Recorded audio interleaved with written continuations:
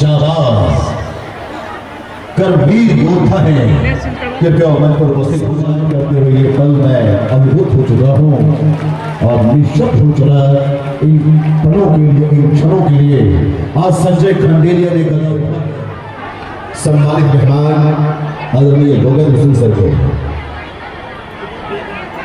आइए। सुनील शाह सर अध्यक्ष योगेंद्र सिंह जी पूर्व जिला परिषद का सम्मान करेंगे।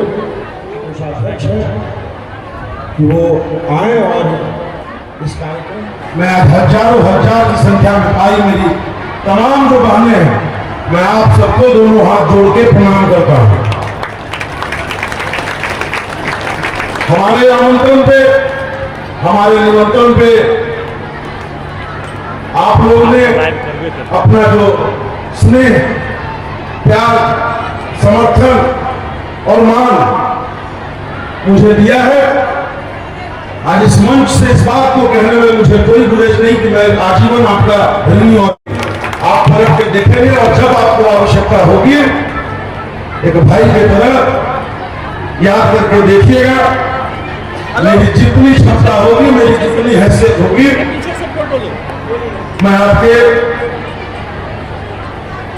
सोच के अनुसार खड़ा करने का पूरा प्रयत्न करूंगा। ये मेरा विश्वास रखिएगा। आज इस रक्षा सूत्र सम्मान समारोह में हम लोगों के बीच इस मंच पर उपस्थित राष्ट्रीय स्वयं सेवक संघ के बिहार झारखंड क्षेत्र के बौद्धिक शिक्षण प्रमुख आदरणीय राणा प्रताप जी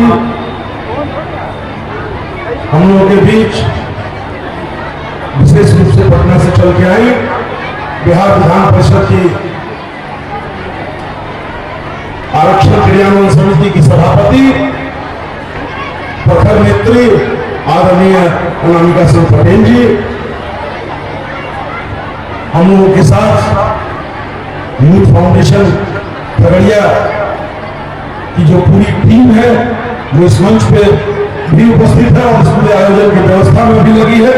वैसे हमारे तमाम साथी और विशेष तौर पे हम लोगों के साथ इस तरह की सकारात्मक सोच के साथ जब कोई कार्यक्रम की रचना होती है और उस रचना में जो बढ़ चढ़कर भाग लेती है, वैसे हमारे जिला विश्व की सदस्य और सामाजिक कार्यकर्ता के तौर पे लगातार आप लोगों के बीच में काम करते रहने वाली वैसे हमारी वंदना सिंह पटेल जी, हमारे अश्वनी सिंह जी, सुनील चौधरी जी, योगेंद्र सिंह जी, बाबूलाल सौरी जी, योगेंद्र सिंह जी, प्रोफेसर प्रभास पटेल जी, गजाधर यादव जी, सुशील सिंह जी, हमारे नीलकमल दिवाकर जी, राजाराम सिंह जी, अश्वनी चौधरी जी, अश्वनी सिंह जी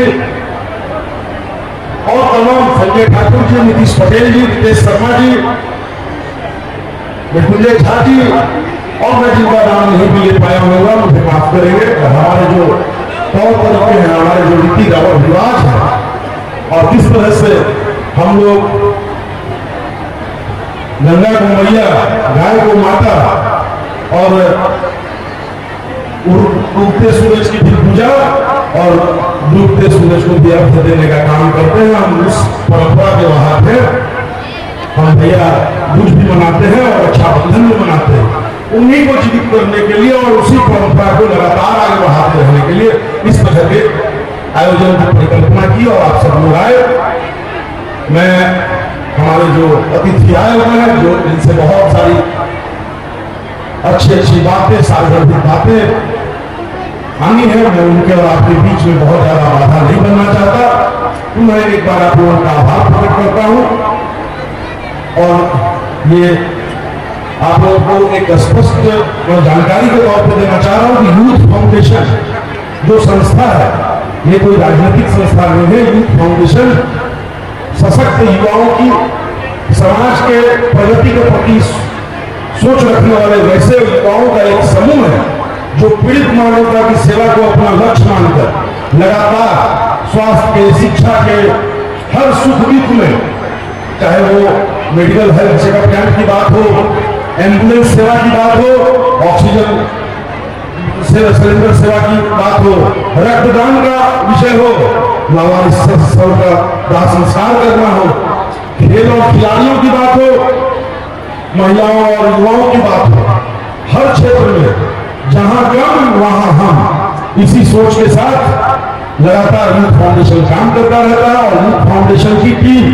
हर पंचायत में, आप लोग जिस भी पंचायत से यहाँ आई है, किसी न किसी रूप में वहां काम कर रही है। वो युवाओं की टीम के रूप में काम कर रही हो, आप महिलाओं की बहनों की टीम के रूप में काम कर रही हो, सब जगह सक्रिय है। धन्यवाद।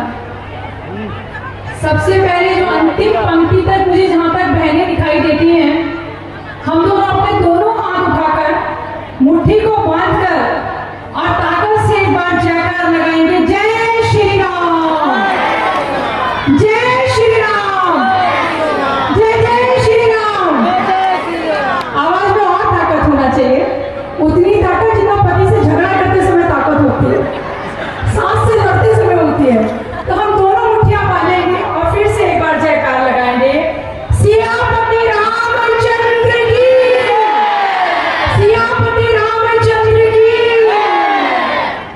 हर हर हर महादेव, हर हर हर महादेव।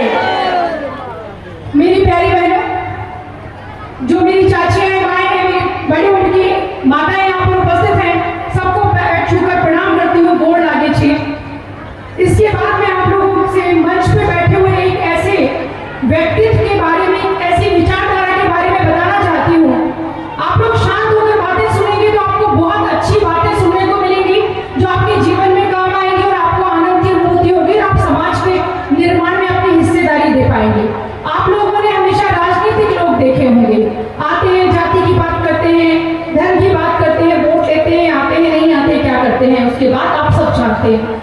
हमारे बीच में एक ऐसे व्यक्ति उपस्थित है कि आप लोगों ने सुना होगा, राष्ट्रीय स्वयंसेवक संघ, जिसको हम आरएसएस भी कहते हैं। आपको कभी किसी ने ऐसा मंच से नहीं बताया होगा कि ये कौन सी संस्था है, इसमें कौन लोग हैं। राष्ट्रीय स्वयंसेवक संघ में प्रचारक होते हैं और प्रचारक वो लोग होते हैं जो किसी संत की तरह अपना घर परिवार छोड़ देते हैं, जो आजीवन विवाह नहीं करते और समाज के निर्माण में सनातन धर्म की रक्षा के लिए अपना पूरा जीवन लगा देते हैं। हमारे बीच में आते हुए बड़े भाई राणा प्रताप जी उपस्थित है। मैं चाहूंगी वो अपना दर्शन लोगों को खड़े होकर देंगे। ये जो आप देख रहे हैं, एक साधारण कुर्ता पजामा पहने, ये संत व्यक्ति है, वैसे व्यक्ति जिन्होंने शादी नहीं की, जिन्होंने माता पिता छोड़ दिए, जिनका भाई बहन से संबंध नहीं, किसी से कोई संबंध नहीं, इसके भाई बहन आप सब हैं इन लोगों के, इनके पुत्र सारा समाज इनके लिए है। ये समाज के निर्माण की बात करते हैं। ये वो लोग हैं, जब कश्मीर में दो विधान दो निशान चल रहे थे, तो ये लोग इस बात के लिए अपने सीने पे गोली खाने को तैयार रहते हैं कि भारत में एक ही विधान चलेगा और एक ही संविधान रहेगा। आप लोग अगर कहीं ना कहीं समाज का निर्माण कर पाते हैं, सुरक्षित होते हैं, तो यही लोग होते हैं और इन्हीं की विचारधारा होती है अंत उदय, जिसका अर्थ होता है अंत का उदय, यानी कि पंक्ति के अंत में भी खड़े हुए व्यक्ति का उदय। तो आप सोच सकते हैं कि ऐसी विचारधारा को मानने वाला जब कोई व्यक्ति होता है और उसमें से कोई व्यक्ति निकलकर राजनीति में आता है, तो वो किस तरह की भावना से आपके साथ जुड़ा होगा। और जब ऐसे लोग, इस विचारधारा को अपनाने वाले लोग राजनीति में आते हैं, तो कोई फिर आपके बीच वंदना पटेल होती है चीजों को समझने के लिए, कोई बाबूलाल शौर्य होते हैं, फिर कोई संजय खंडेलिया होते हैं, कोई जोगिंदर जी होते हैं, और उसी तरह के भाव को सोचते हुए कोई प्रोफेसर प्रभास होते हैं, हमारे बीच रोहित राय भैया है, वो होते हैं, और फिर उसी को सोचते हुए किसी एक यूथ फाउंडेशन का निर्माण होता है। वो यूथ फाउंडेशन जब कोई लावारिस लाश होती है, और जैसा कि सनातन हिंदुओं में कहा जाता है कि अगर किसी शव का अंतिम संस्कार नहीं हो तो उसे मुक्ति नहीं मिलती, वो आत्मा तड़पती है, तो मुक्ति देने का काम करने वाले ऐसे यूथ फाउंडेशन के हर्ष और तमाम जितने भी भाई हैं, मैं चाहती हूँ आप लोग जोरदार तालियों से एक बार उनका सम्मान करें। ये वो लोग हैं जो अपने धन से, इन्हें कोई सरकार कुछ नहीं देती है, ये नेता नहीं है, ये अपना समय, अपना धन, अपनी भावनाएं, अपनी शारीरिक सामर्थ्य, अपनी ऊर्जा से आपके बीच में खड़े रहते हैं। पिछले दिनों बहुत बड़ा एक खेल का प्रोग्राम भी इन लोगों ने करवाया। लगाया था फुटबॉल का, और ऐसे हर पंचायत में जाके अपनी माताओं बहनों के लिए ये खड़े रहते हैं। तो मैं आपसे ऐसी विनती करना चाहती हूँ मेरी बहनों, आग्रह करना चाहती हूँ कि जब जब ऐसा कोई व्यक्ति खड़ा हो, जब जब ऐसी कोई यूथ फाउंडेशन खड़ी हो, कोई बन्ना पटेल समाज में खड़ी हो, कोई संजय खंडेरिया जी खड़े हो, कोई जोगिंदर सिंह, कोई बाबूलाल शौर्य, कोई आपके बीच रोहित राय खड़े हो, प्रोफेसर प्रभास और तमाम लोग जिनमें भावनाएं हैं समाज के लिए, तो उनके लिए खड़े रहना। क्योंकि मामला सनातन का, हिंदुत्व और भारतीयता का मामला ये 1, 2, 5 और 10 सालों का नहीं है, ये आपकी आने वाली पीढ़ियों का। आपने सबने देखा है, द्रौपदी को देखा है आपने, श्री कृष्ण को देखा है आपने, भगवान को जब उनकी उंगली कट गई और अपनी साड़ी की एक किनारी फाड़ कर द्रौपदी ने बांध दी। जब भगवान श्री कृष्ण की उंगली सुदर्शन चक्र से थोड़ी सी कट गई और जो द्रौपदी थी, जो उनको भाई मानती थी, उन्होंने अपनी एक साड़ी के पल्लू से छोटी सी किनारी बांधी, फाड़ी और अपने भाई की उंगली पर बांध दी। तो जब द्रौपदी जी का चीर हरण हुआ तो दुर्योधन, दुशासन सब देखते रह गए। दुशासन थक गया उसके जैसा बलशाली, परंतु द्रौपदी जी की साड़ी समाप्त नहीं हुई, क्योंकि भाई ने कर्ज चुकाया, क्योंकि भाई कर्ज चुकाने आया उस चिंदी का। तो आपके बीच में संजय खंडेरिया पूरे जीवन, जब तक उनका जीवन होगा, और यूथ फाउंडेशन के लोग, और जब तक आपका जीवन होगा, आपके लिए वो आएंगे, खड़े रहेंगे, अड़े रहेंगे और लड़ेंगे। ऐसे व्यक्ति के लिए आप आज यहाँ आए। मेरी बहनों, मैं आपसे कहना चाहती हूँ, पूरी दुनिया में एक इस तरह की परंपरा चल रही है जिसमें बताया जाए, इस तरह की विचारधारा दिखाई जा रही है जिसमें ये कहा जाएगा कि हम जो है भारतीय हैं, हमारा धर्म श्रेष्ठ नहीं, हमें बहुत सारी कमियां हैं और विश्व के सारे लोग श्रेष्ठ हैं। तो जब आपसे कोई ये कहे कि तुम ही क्यों सबसे अच्छे हो, जब आपको कहा जाए कि हिंदू धर्म में क्या खास है, सनातन में क्या खास है, तब आप उन्हें बताना कि हम वो लोग हैं। उन्हें बताना कि हम वो लोग हैं जब एक राम भगवान अपनी सौतेली मां का बात पूरा करने के लिए, अपने पिता के वचन को पूरा करने के लिए अपना राष्ट्र छोड़कर वनवास चले जाते हैं। दुनिया के किसी धर्म में कोई भाई ऐसा कर देगा, कोई बेटा कर देगा? सौतेली की मां की इच्छा पूरी करने के लिए, अपने पिता के वचन को पूरा करने के लिए राम भगवान वनवास चले जाते हैं, तो दूसरा भाई लक्ष्मण उनके साथ जाता है, तीसरा भाई भरत खड़ाइयों की पूजा करता है, और चौथा भाई शत्रुघ्न उसका साथ देता है। उनको बताना कि हम उस परंपरा के वंशज नहीं जहां औरंगजेब सत्ता पाने के लिए अपने पिता को जेल में डालता है और शाहजहां को पानी भी छोटे छोटे प्याले में देता है।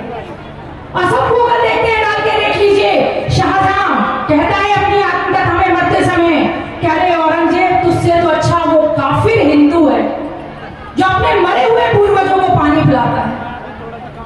हम तो वो महिलाएं जो हमारे पूर्वज हमने जिन्हें देखा नहीं, हमारी ददिया ससुर, ददिया सास जिन्हें हम नहीं जानते हैं, उनका भी श्राद्ध करते हैं।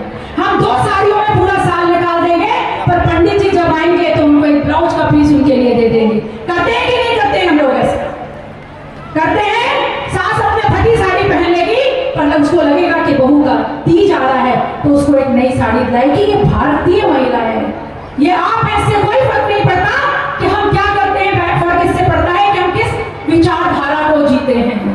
हम तो